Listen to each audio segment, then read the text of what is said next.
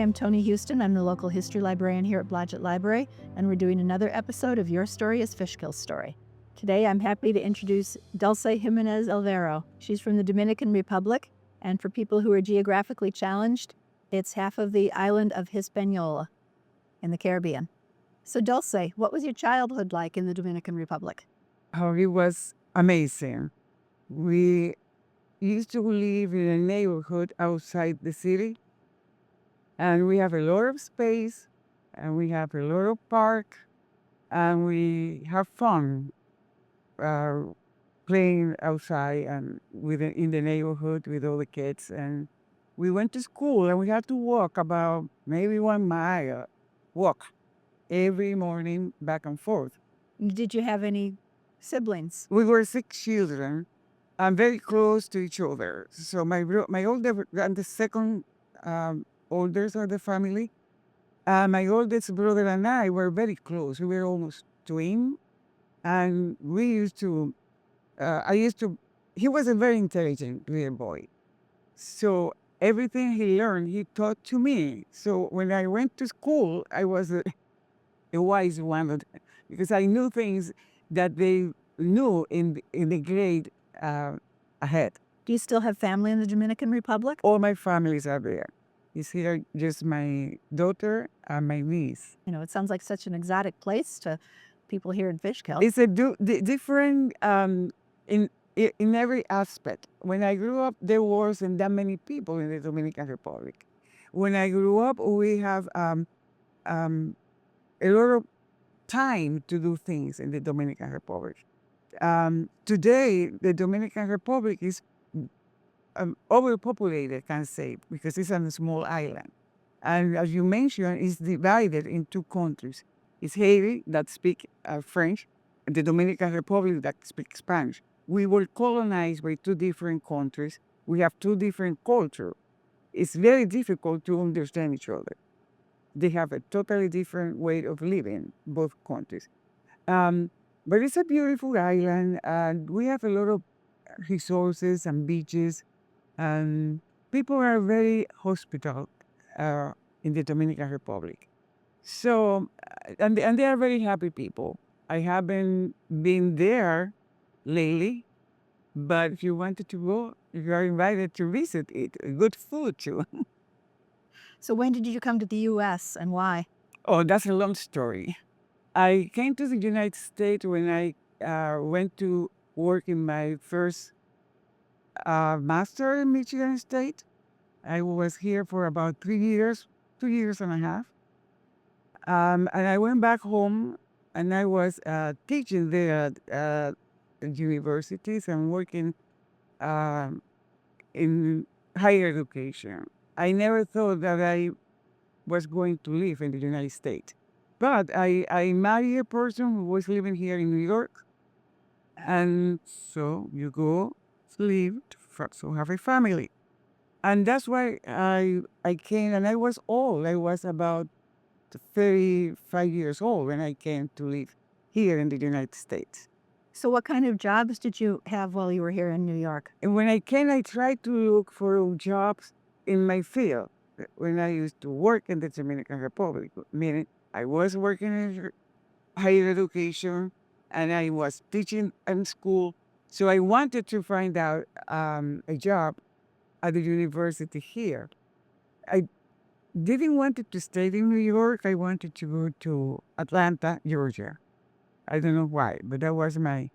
I couldn't get a job there, even though I subscribed to the Constitution, the newspaper, to read about the job opportunities, and I didn't.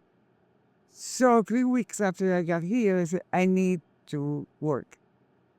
So in church, I took the bulletin that weekend, and when I went to home, I wrote this offering. It was they were looking for somebody that spoke two languages, especially if they spoke Spanish. I said, okay, this is me. So I went on next day, I called, and they told me, can you come for an interview on Wednesday? I said, of course. So I went they interviewed me and said, "Oh, you are my person," the publisher said. They said, "Can you start on Friday?" I said, "Of course, I need the job." So I never worked as a in the publisher, so to me it was kind of a different um, adventure, but it was a great opportunity. I was there and I was working for 7 years, and I learned everything related to publishing, and also I became a translator. So I was doing freelance job also at the same time because the salary wasn't going anywhere. So one of my clients asked me if I wanted to join the team, and I said, of course. As I went as a director of the bilingual products of that publishing, and I was there for 26 years, translating and editing. So that was my new career here in the United States. So then what brought you from New York City to Fishkill? Well, I was in New York City for about 7 years. Then I moved to Suffern in Rockland, and I was there for 21 years. I love Suffern, but I was living in a townhouse, and I was looking for a small house in a small town that I have a little land where I can have my garden when I retire.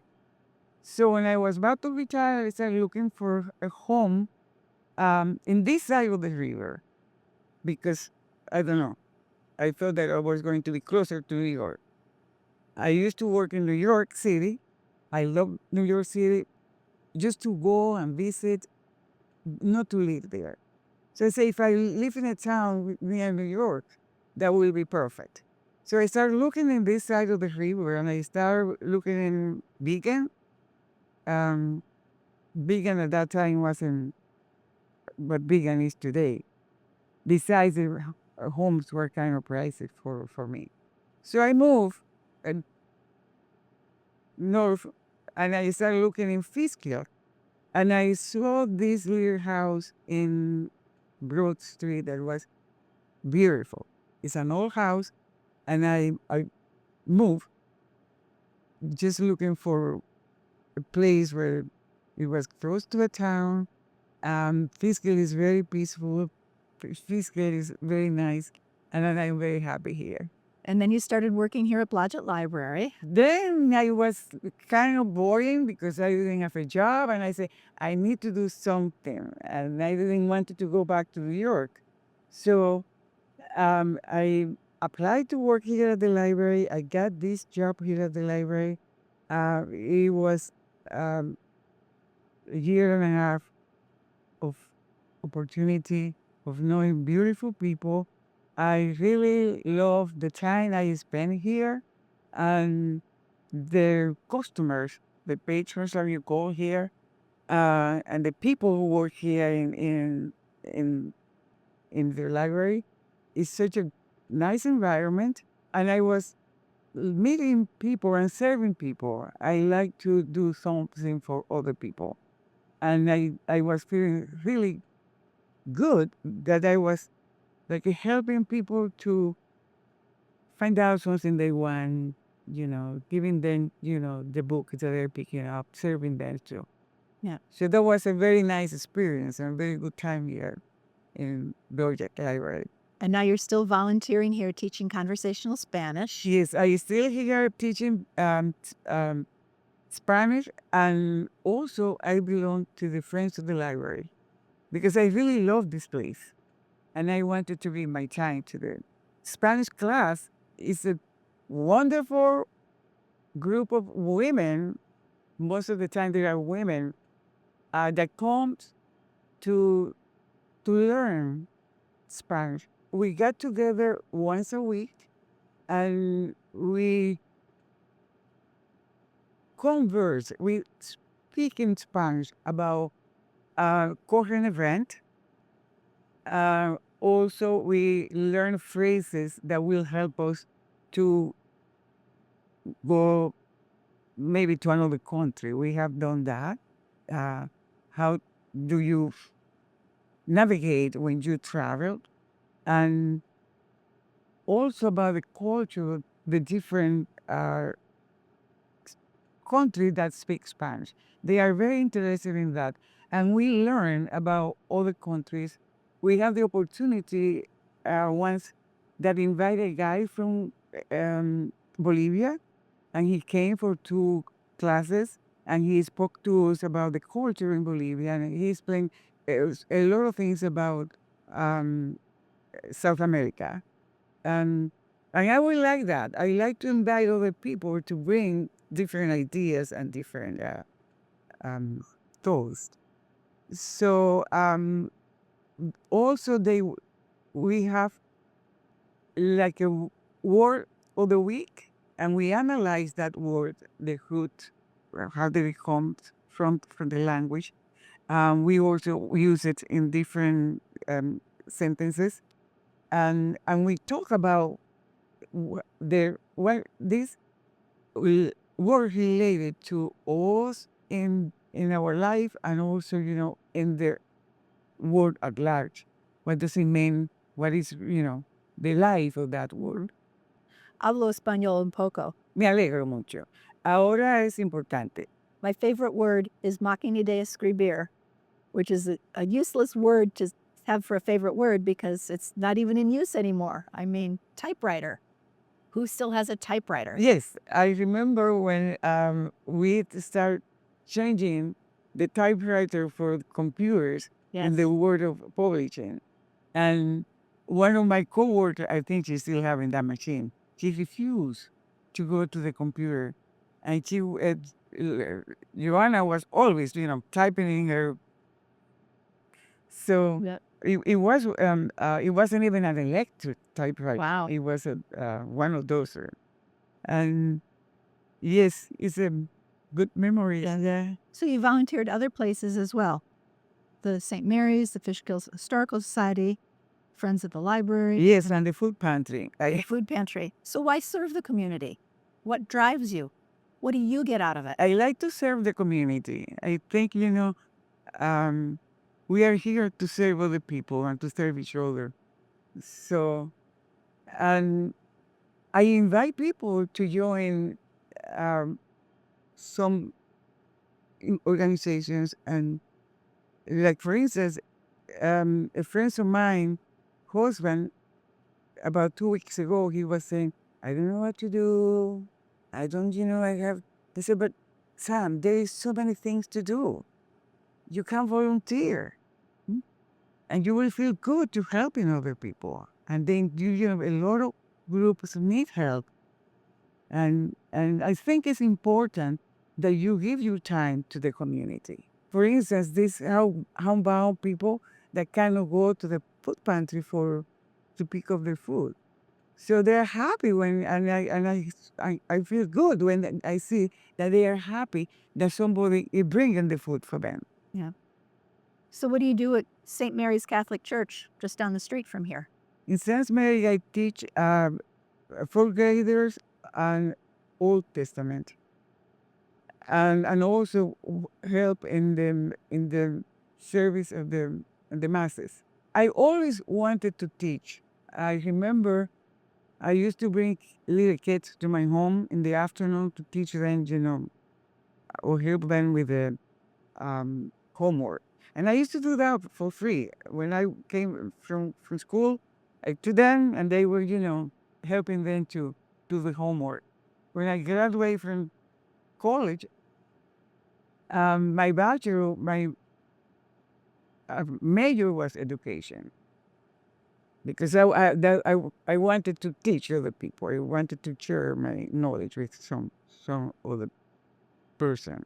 So when I graduated from Michigan, I get home, I was teaching. So I always have been teaching one way or the other.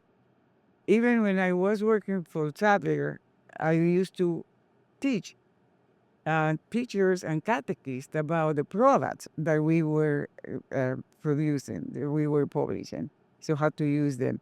And sometimes they used to ask me to go and to give conferences and at the national level to different big national conferences. So I like to teach. So I feel that I feel myself, fit myself when I teach over, because I also learn a lot from these children that I teach, and to me, it's a good thing. Anything else? I know you have 3 master's degrees. Well, you were said you had 3 master degrees in 2 different things, maybe not even related to each other.